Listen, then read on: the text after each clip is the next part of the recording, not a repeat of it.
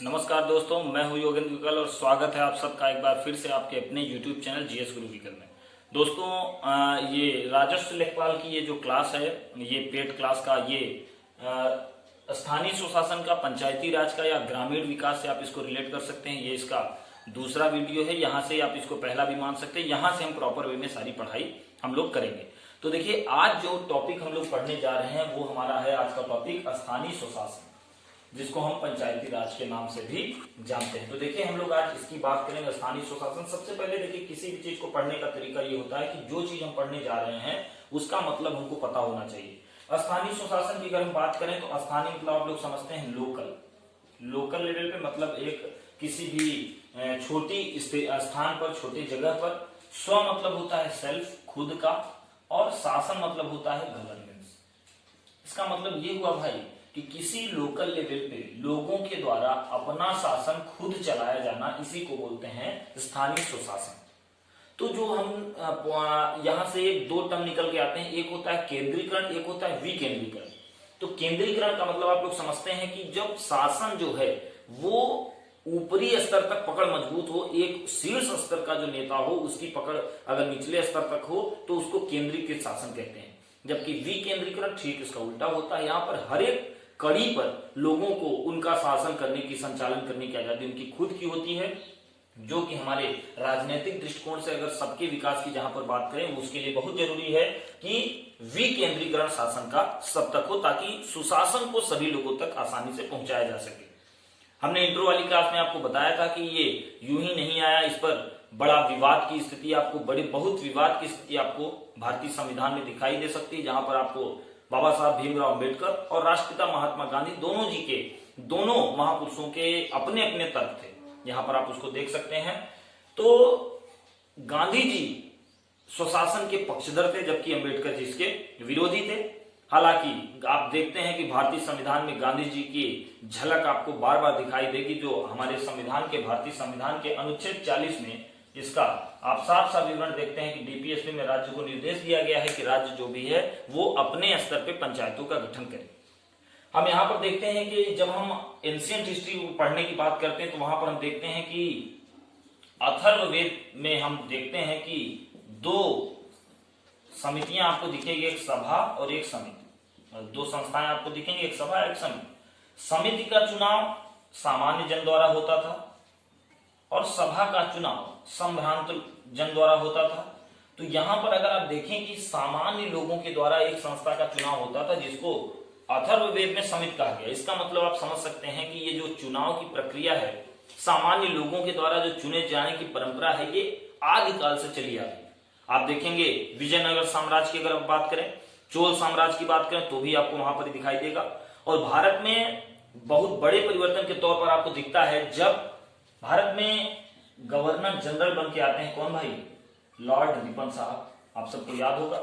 तो Lord Ripon साहब 1882, यहां पर देखिए 1882 में लॉर्ड रिपन साहब एक प्रस्ताव पेश करते हैं, जो स्वशासन संबंधी प्रस्ताव होता है, और इसको स्वशासन का मैग्ना कार्टा तक कहा गया। तो जो भारत में स्थानीय लोगों को उनके खुद के द्वारा शासन करने की आजादी की जो मुहिम चलाई गई, ये लॉर्ड रिपन के ही द्वारा चलाई गई। इसीलिए लॉर्ड रिपन साहब को स्थानीय स्वशासन का जनक कहा जाता है। तो यहां से भी कई बार क्वेश्चन पूछा है, यहां पर ध्यान रखेंगे आप। क्वेश्चन इस तरह से आया है, कई बार ये क्वेश्चन आया है कि भारत में, यहां पर देखें आप, भारत में स्थानीय स्वशासन के जनक कौन है? तो याद रखिएगा, तो भारत में स्थानीय स्वशासन के जनक जो हैं वो हैं आपके लॉर्ड रिपन साहब। ये आप यहाँ पर क्वेश्चन याद रखेंगे। कभी अगर ईयर की बात हुई तो भी याद रखिएगा, ये बात है 1882 की। ठीक है। इसके बाद देखिए, यहां से आप समझिए कि ये बात है 1957 की। 1957 में आप जानते हैं कि एक कमेटी बनी जिसका नाम था बलवंत राय मेहता कमेटी। यहां पर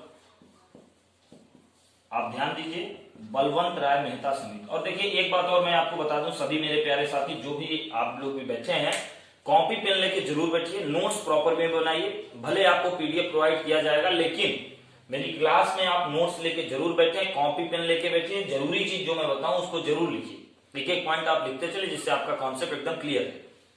तो 1957 में एक कमेटी बनाई गई। चूंकि आप जानते हैं कि नेहरू जी समाजवादी विचारधारा के व्यक्ति थे, आपको पता होगा, तो समाजवाद नेहरू की विचारधारा में आपको बार बार झलकता हुआ दिखाई देगा। तो उसी मुहिम के तहत ये कमेटी बनाई गई जिसका नाम था बलवंत राय मेहता समिति।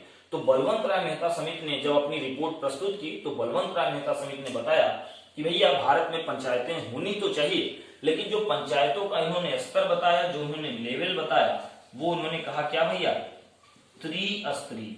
अगर हम इसको बोलें, जिसको हम क्या जानते हैं भाई, ट्राई लेवल।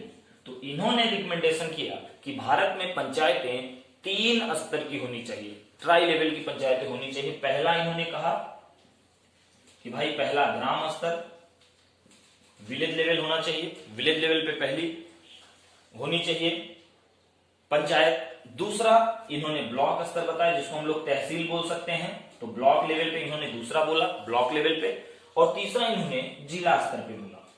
तो इन्होंने कहा, जो ग्राम पंचायतों की बात है, तो इन्होंने कहा कि भाई पंचायतें जो हैं वो 3 स्तर पे होनी चाहिए, ग्राम पंचायत, एक ब्लॉक के स्तर पे पंचायत और एक जिला के स्तर पे पंचायत। अब यहां पर याद रखिए, ग्राम की जो पंचायत है उसको हम लोग क्या बोलते हैं भाई, ग्राम पंचायत, आप सब जानते हैं। जो ब्लॉक लेवल पे पंचायत होती है इसको हम लोग क्या बोलते हैं, तो याद रखिए इसको हम लोग बोलते हैं क्या भाई, पंचायत समिति। ये ध्यान रखिए, ये बहुत इंपॉर्टेंट क्वेश्चन है और मैं आपको बता दूं ये पिछले लेखपाल का क्वेश्चन है, आया हुआ। पहली बार मैं फिर से बोल दे रहा हूं, यहां पर देखिए आप कि पिछले लेखपाल में क्वेश्चन डायरेक्ट पूछा गया है कि ब्लॉक लेवल पे जो पंचायत होती है उसको क्या कहते हैं, तो आप यहीं से याद रखिएगा, पंचायत समिति। ठीक है। और आपको मैं बता दूं कि यूपी पीसीएस लोअर 2019 में भी ये क्वेश्चन पूछा गया है, सेम यही क्वेश्चन रिपीट हुआ है कि ब्लॉक लेवल पे जो पंचायतें होती हैं उसको क्या कहते हैं, तो याद रखिएगा पंचायत समिति। क्लियर भाई। आगे बढ़े हम लोग जिला।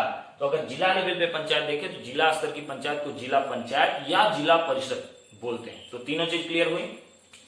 तो जब बलवंत राय मेहता समिति ने अपनी रिपोर्ट प्रस्तुत की, जिन्होंने कहा कि भैया ये 3 स्तर पे होनी चाहिए हमारी पंचायतें, ग्राम, ब्लॉक और जिला, तो सरकार ने इनकी रिपोर्ट को माना। और आप जैसा कि आप जानते हैं ये बात है 2 अक्टूबर 1959 की। तो 2 अक्टूबर आप जानते हैं राष्ट्रपिता महात्मा गांधी जी का जन्म दिवस, लाल बहादुर शास्त्री जी का भी है। तो 2 अक्टूबर 1959 को सबसे पहले ये राजस्थान प्रदेश के नागौर जिले में इसकी शुरुआत की गई। देखिए भाई हम लोग जीरो से पढ़ रहे हैं, तो जीरो से हम लोग जो शुरू किए हैं, तो यहां से आप शून्य से शिखर तक जाने वाली यहां पर बात करेंगे, तो इसलिए एक एक पॉइंट यहां पर हम लोग लेके चलेंगे, कुछ भी छोड़ना नहीं और सब कुछ समझना है। तो यहां पर हम देखें कि 2 अक्टूबर 1959 को राजस्थान के नागौर जिले से पंडित जवाहरलाल नेहरू जी ने इसकी शुरुआत यहां पर कर दी। तो ये भी क्वेश्चन आपने देखा होगा, कई बार पूछा गया है कि पंचायती राज की शुरुआत सबसे पहले कहां से हुई, तो याद रखिए अगर प्रदेश पूछता है तो राजस्थान बताइए, जिला पूछता है तो नागौर बताइए। क्लियर। इसके बाद भाई ये सिलसिला यूं ही रुका नहीं, आगे बढ़ते हैं। 11 अक्टूबर 1959, तो 11 अक्टूबर 1959 को ये फिर से आंध्र प्रदेश के, यहां पर देखिए आंध्र प्रदेश के महबूबनगर जिले में फिर ये दूसरी बार देखा गया और वहां भी इसके रिजल्ट बहुत शानदार निकले। तो इस तरह से बलवंत राय मेहता समिति ने जो ट्राई लेवल पे पंचायतों की बात कही थी, इसको सरकार ने, उस समय की तत्कालीन नेहरू सरकार ने इसको स्वीकार किया और एक प्रयोग के तौर पर, प्रायोगिक स्तर पे आप समझ सकते हैं कि 2 अक्टूबर 1959 को राजस्थान के नागौर जिले में इसको लॉन्च किया गया, जिसके परिणाम बहुत शानदार रहे। और तब पश्चात इसको 11 अक्टूबर 1959 को आंध्र प्रदेश के महबूबनगर में इन्होंने इसको प्रसारित करने का काम किया। अब हम लोग समझते हैं इसके आगे। ठीक है। तो दोस्तों इसके बाद हम लोग देखते हैं बलवंत राय मेहता कमेटी ने अपनी रिकमेंडेशन दे दी, सरकार ने उसको लागू कर दिया। उसके बाद जब जनता पार्टी की सरकार बनी 1977 में, तो जनता पार्टी की सरकार ने फिर एक कमेटी बनाई और उस कमेटी का नाम यहां पर आप देखें भाई सब लोग, अशोक मेहता कमेटी। तो अशोक मेहता कमेटी बनी 1977, मतलब बलवंत राय मेहता कमेटी जो 1957 में बनी उसके 20 साल बाद एक कमेटी और बनती जिसका नाम है अशोक मेहता कमेटी। और अशोक मेहता कमेटी ने जो बलवंत राय मेहता कमेटी का रिकमेंडेशन था, ठीक इसके उलट अपना बयान दिया और उन्होंने रिकमेंडेशन किया कि भैया जो पंचायतें हैं वो ट्राई लेवल की नहीं, वो बाई लेवल पे होनी चाहिए। इसका मतलब आप समझ पा रहे होंगे पंचायतों का स्तर इन्होंने त्रिस्तरीय से हटाकर द्विस्तरीय कहा। इन्होंने कहा कि पंचायतें द्विस्तरीय होनी चाहिए और इन्होंने अपना जो रिकमेंडेशन किया, उन्होंने कहा एक होना चाहिए मंडल लेवल और एक होना चाहिए क्या भाई, जिला लेवल। तो इन्होंने मंडल और जिला स्तर पर दो स्तर पर पंचायतों के गठन की बात कही, इन्होंने ग्राम को बाहर कर दिया। क्लियर है। इसके बाद 1985 में 1985 में फिर एक कमेटी बनी, जीवी के राव कमेटी, और इस कमेटी ने फिर से ट्राई लेवल की बात कह दी।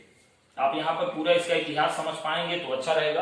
फिर इन्होंने त्रिस्तरीय की बात कह दी, इसका मतलब आप समझ पाए होंगे गांव, ब्लॉक और जिला।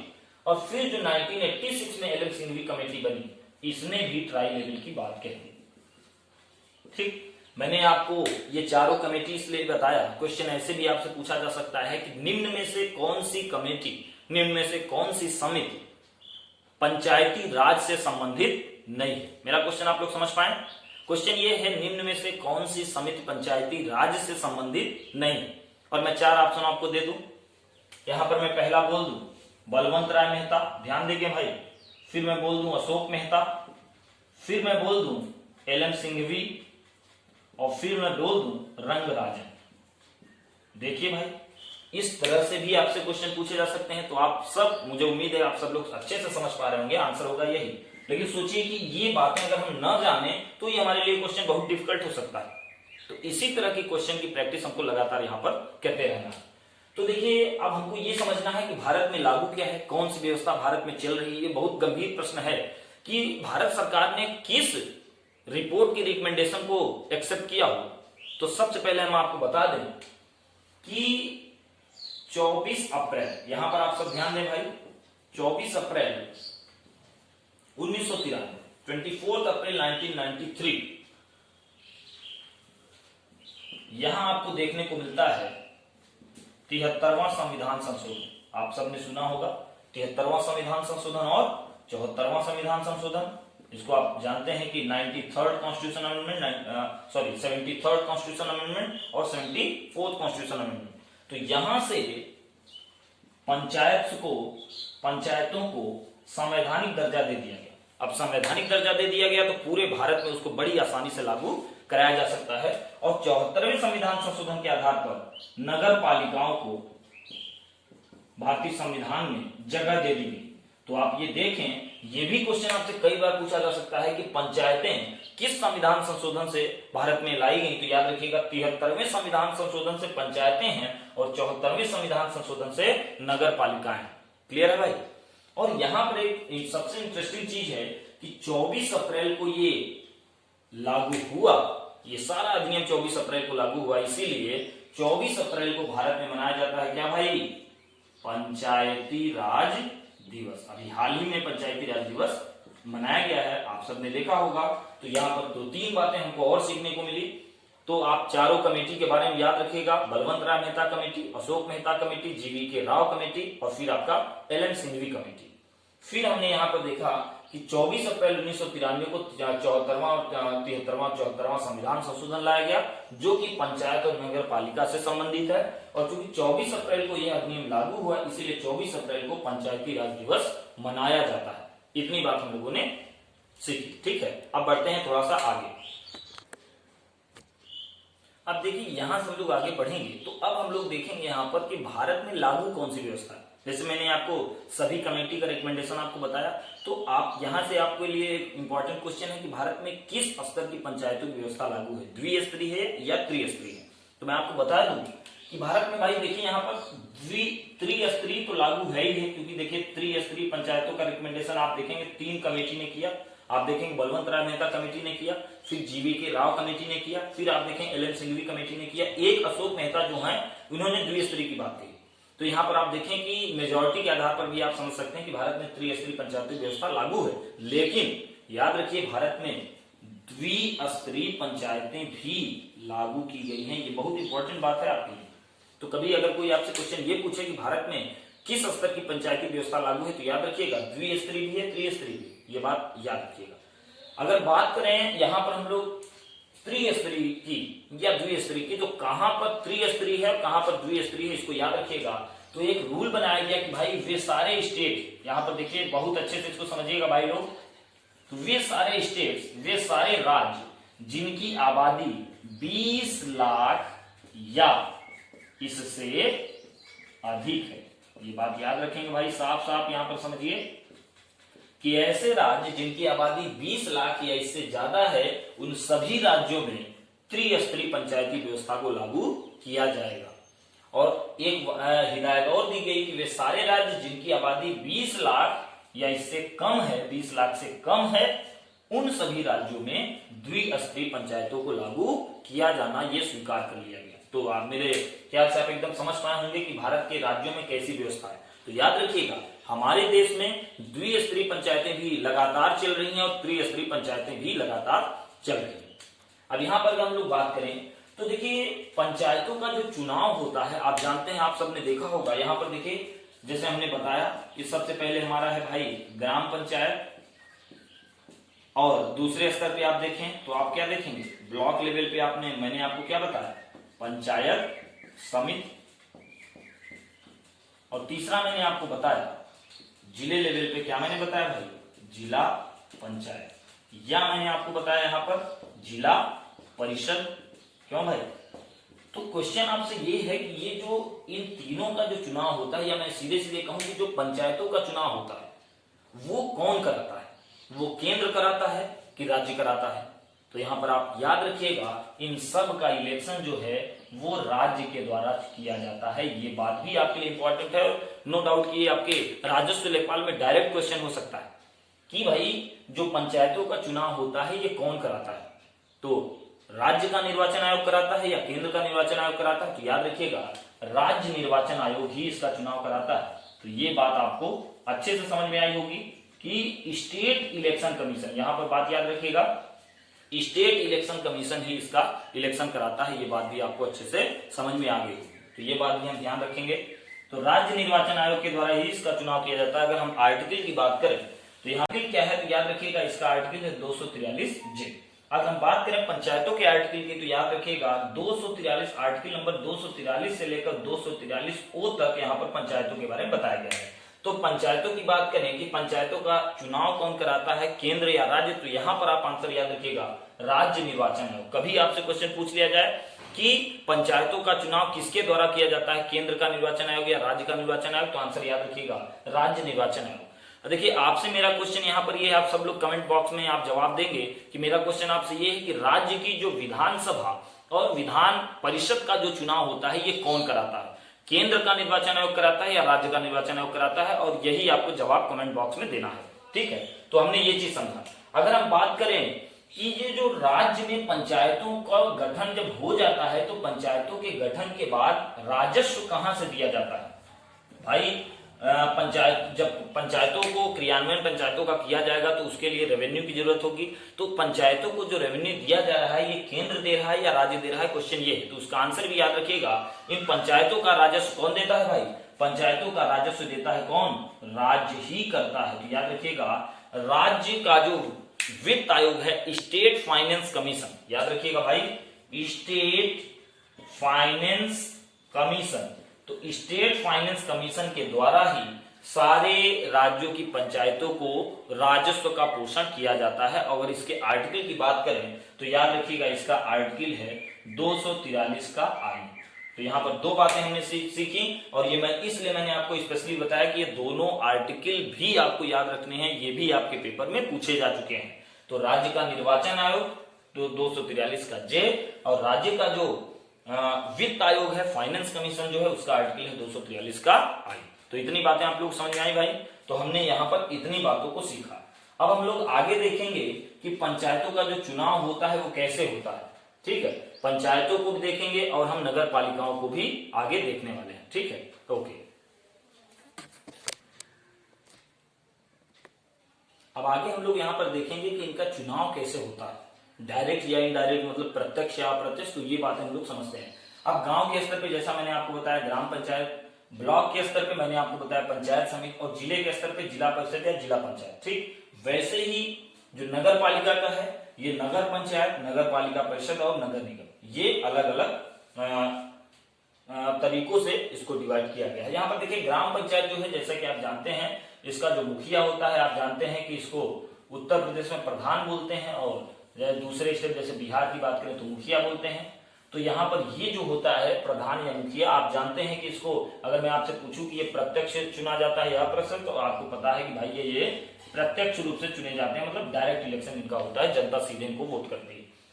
ब्लॉक लेवल पे बात करें, जो पंचायत समिति की बात है, यहाँ पर जो इसका हेड चुना जाता है, याद रखिए उसको हम लोग क्या बोलते हैं भाई, ब्लॉक प्रमुख। आप जानते हैं ब्लॉक प्रमुख। अगर आपसे पूछा जाए कि ब्लॉक प्रमुख का चुनाव डायरेक्ट होता है या इनडायरेक्ट, तो आप सब बता सकते हैं कि ब्लॉक प्रमुख का चुनाव कैसे होता है भाई, इनडायरेक्ट होता है। आप सबको भी ये बात पता है, क्योंकि हम चुनते हैं किसको भाई, बीडीसी को, और ये बीडीसी वोट करते हैं किसको, ब्लॉक प्रमुख को। तो हम पंचायत समिति पर जो हेड का चुनाव करते हैं, जो अध्यक्ष का चुनाव करते हैं, जिसको हम लोग ब्लॉक प्रमुख बोलते हैं, ये अप्रत्यक्ष रूप से चुने जाते हैं।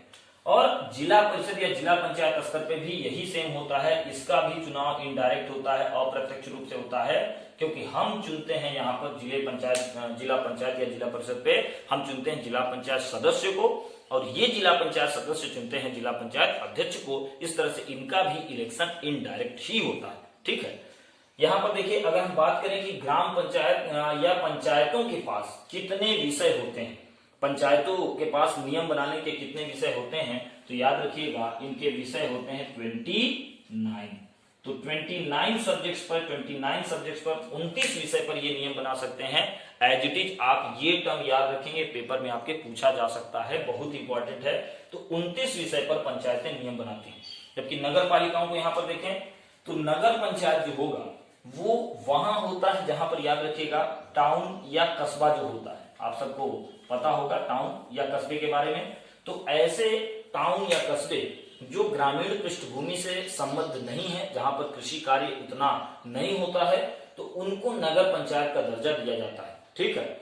यहाँ पर नगर पंचायत का जो अध्यक्ष होता है वो डायरेक्ट लोगों के द्वारा चुना जाता है। यहाँ पर इसका चुनाव कैसे होता है भाई, प्रत्यक्ष रूप से ही इसका चुनाव होता है। अब यहाँ पर देखिए, नगर पालिका परिषद और नगर निगम, ये दो टर्म आपको समझने हैं। तो जो नगर पालिका परिषद है ये शहरों में आपको देखने को मिलेगी, खासतौर से कौन से शहर, जो छोटे शहर हैं, स्मॉल सिटी जो है, वहां पर आपको दिखेगा क्या, नगर पालिका परिषद। और जो बड़े शहर हैं, बड़े शहर, वहां पर आपको क्या दिखेगा भाई, वहां पर आपको दिखेगा नगर निगम। तो यहां भी आपका क्या होगा, प्रत्यक्ष रूप से ही यहाँ पर चुनाव होता है। यहाँ नगर पालिका परिषद के अध्यक्ष का भी चुनाव आपका प्रत्यक्ष रूप से होगा, और नगर निगम का जो अध्यक्ष होगा, जिसको आप महापौर बोलते हैं, उनका भी चुनाव प्रत्यक्ष रूप से होता है। अब यहाँ पर एग्जांपल के लिए मैं आपको समझाऊं, जैसे उत्तर प्रदेश के दो शहरों की अगर मैं बात करूं, तो एक आप समझ सकते हैं प्रयागराज समझ लीजिए, एक जौनपुर समझ लीजिए। तो प्रयागराज जो है वो भी शहर है, जौनपुर भी शहर है, लेकिन जौनपुर छोटा शहर है, प्रयागराज बड़ा शहर है, इसलिए प्रयागराज में आप देखेंगे क्या भाई, नगर निगम है, और जौनपुर में आप क्या देखेंगे भाई, नगर पालिका परिषद। दोनों के काम वही हैं, बस उनके जनसंख्या के क्राइटेरिया के आधार पर उनके डिवीजन इस तरह से कर दिए गए। तो हमने ये चीज समझा, पंचायतों के 3 स्तर को हमने समझा और नगर पालिकाओं के 3 स्तर को हमने समझा। अगर आपको इतने में से कहीं भी किसी तरह का कोई डाउट है तो आप बिल्कुल कमेंट बॉक्स में जरूर पूछ सकते हैं, मैं तुरंत आपको वहां पर रिप्लाई दूंगा। और मुझे उम्मीद है कि ये बातें आपको समझ में आई होंगी। आप सब ऐसे ही नोट्स कॉपी पेन लेके बैठिए, अपने नोट्स को बनाते चलिए और हूबहू एक एक चीज तैयार करते चलिए। और मुझे पूरा विश्वास है कि ये सारे नोट्स आपके पेपर में बहुत ही उपयोगी साबित होंगे। तो पढ़ते रहिए मन लगा के, और लॉकडाउन का उपयोग करते रहिए, और यूं ही इस चैनल को प्यार देते रहिए। वीडियो देखने के लिए आप सबका बहुत बहुत धन्यवाद। और सबसे जरूरी बात कि जो भी आपके लिए, जो लोग भी आपके साथी हैं, उनको जरूर रिकमेंड करें कि यहाँ पर इस क्लास को वो ज्वाइन करना चाहें तो जरूर करें। आप सबका बहुत बहुत धन्यवाद। Thank you.